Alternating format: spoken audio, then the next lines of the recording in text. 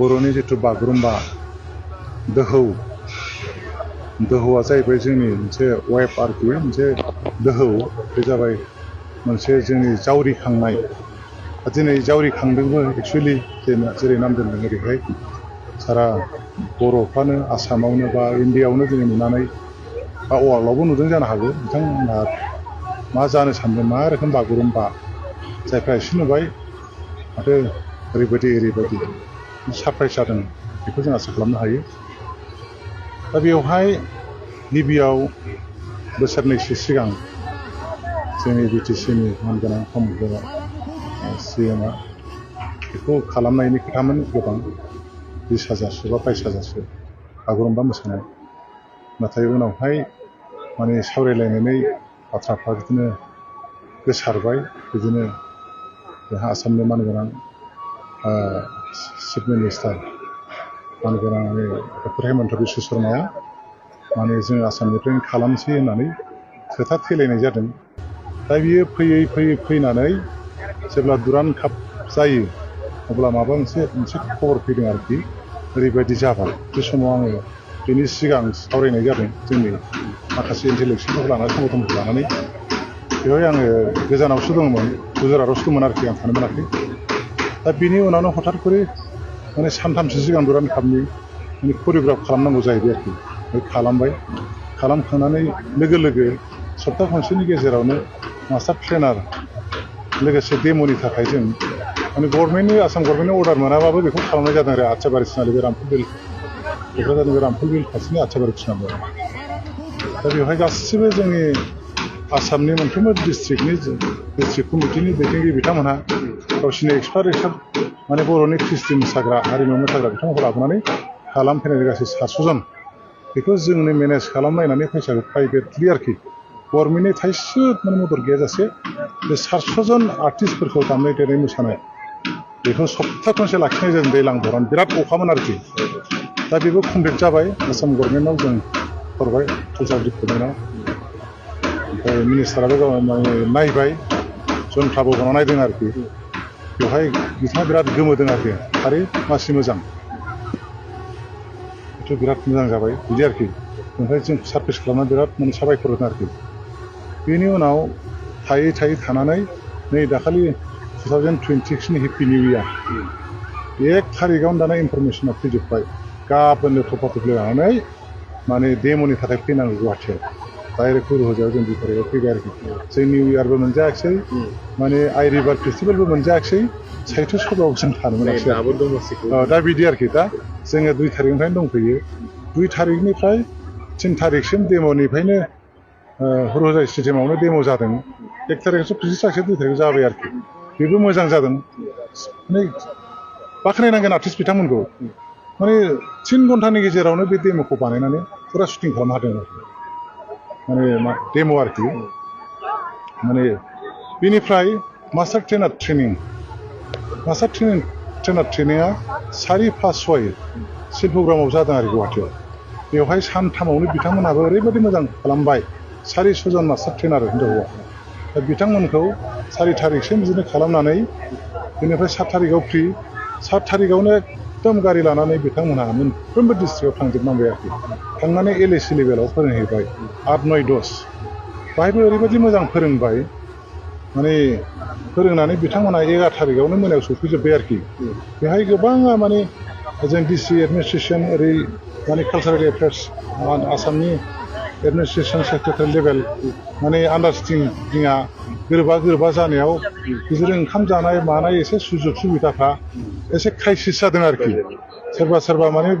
बेलासियावसो मोनजाफैबाय ओंखामाफ्रा बिदिनो एसे गोजांद्राय जाबाय ओमफ्राय मोनानि 12टा 1टा बिदियाव ओंखाम मोनजानाय जादों आरोखि बिदिनो थाबाय दा जोंनि गथ'फोर गासै 10,000 आर्टिस्ट बिथांमोनहा ओंखाम मोनजानानै मोजां उन्दुनो मोननानै दुगैनो मोननानै स्रां देहाफ्रा मोजां जाबाय आरोखि बयबो गोसोआ गोजोनबाय आरोखि दा प्रेक्टिसखौ जोङो 12 थारिखनिफ्राय खालामदों दिनैहाय मथा-मथि 14 थारिख 15 थारिख जाबाय आरोखि जानुवारि दा दिनैहाय बिदिनो जाबाय गासिबो मिनिस्टारफोर सोरबा फैयो बिदिनो प्रमद बर' साराबो फैबाय बिदिनो जोंहा मानगोनां स्पिकार बिश्वजित दैमारियाबो फैबाय आरो बिदिनो आसामनि कालचारेल मिनिस्टारा थाबाय थाखायो जोंहा दा नोंथांखौ नैबे समाव जुदि सोङोबा दिनै हमना ला गुबुन गुबुन जायगाफ्राव जिहेतु बर'फोरा गोसारनानै दङ दा नेपाल वेस्ट बेंगल दा बिथांमोनखौबो दिनै खौसे खालामदों दा बियो मोनसे खौसे खालामनायनि लामा होननानै बुंनो ने आरो खौसेयाथ' जाखानांगोन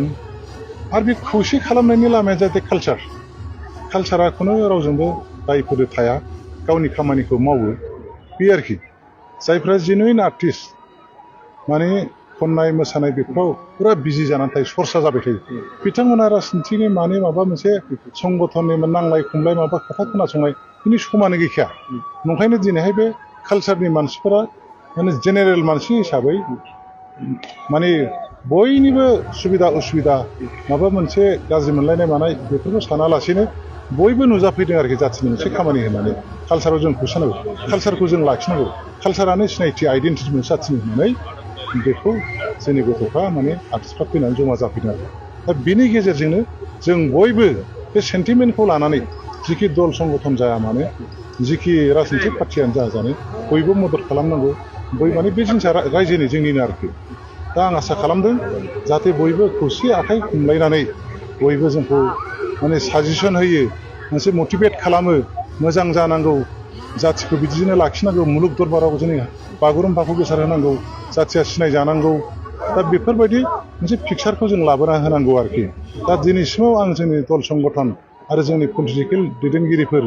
ससियेल लिडारफोर समाजनि दैदेनगिरिफोर बिथांमोनखौ बिदि मटिभेट खालामनाय आं फाइट होनाय आं बारा नुवाखै आरोखि अबयसे बिराद जाहा इउटिउबारफोर दं जा ग्लेमारफोर दं बिथांमोनहाबो जोंनि उन्दै उन्दै गथ' ख्रिस्टि मोसाग्रा बर'फोर जेरै नेपालनिफ्राय फैदों वेस्ट बेंगलनिफ्राय फैदों दिमा हासावनिफ्राय फैदों नागालेण्ड डिमापुरनिफ्राय फैदों आरो मोनफ्रोमबो माने WBK एसि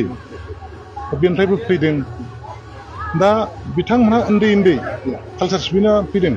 दा बिथांमोनखौ एसे माबा मोनसे मिडियानि गेजेरजों इन्डिभिजुवेल मिडियानो जाथों ससियेल मिडिया एसे मटिभेट खालामनो हायोबा थुलुंगा होयोबा मोजां आं सानो आरोखि दिना गाबोन जा मा जागोन मा होनो ग्रेन्ड रिहार्साल जागोन आरोखि गाबोन जों अरिजिनेल जों ड्रेसखौ गाना जों बिदन गानजोबगोन मोजां ड्रेस गानजोबगोन बेहाय माननीय जाहा मुख्यमन्त्रि डक्टर हेमन्त बिश्व शर्मा साराबो नुजागोन आरोखि आरो बिथाङा एसे साजेसन होगोन आरो बिदिनो जोंनि लिडारफोर फैगोन दा बेखौ आं लुबैदों आरोखि ओंखायनो बयबो बे हाबाफारिखौ नायफैनांगौ आरो बेसिकेलि जिहेतु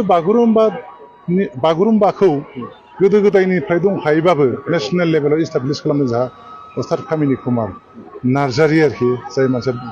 इण्डियाआवनो ट्राइबेलफोरनि गेजेराव बयनिख्रुइबो सिगां माने संगित नाट्य एकाडेमिखौ बान्थाखौ मोननो हादों आरोखि दा बिसिनि सासे जायखिया सोमोन्दो गोनां गाव गैयाबाबो परियालफोरखौ लाबोनो हायोबा मोजां आरोखि बिथाङाथ' बे स्टेजाव जोङो सिनायथिबो होनो हाया मानो हाया बिथाङा जाहाथे गोसो खुसि जाथों सनमान होदों सानथों आफादनि जोंनि हारिमु आफादनि दैदेनगिरि बिथांमोनहा VIP माबा मोनसे टिकेट होनो हायोबा कार्डफोर होनानै मोजां जायगायाव फज'फैनो हायोबा मोनसे गोजोननाय आरो डिसिप्लिन फैयो आरोखि आं बेखौ लुबैदों आरोखि दा जायहा बयबो गोजोननाय लाथोंसै 17 थारिखआव बेथ' बागुरुम्बा दोहौ जागोन जाहा मानगोनां भारतनि प्राइम मिनिस्टार नरेन्द्र मदि साराबो फैगोन बिथाङानो साखि हिसाबै थागोन आरो बेवहाय गासैहाय मथा मथि माने 22,000 23,000 बिदि पजिशननि सिट दङ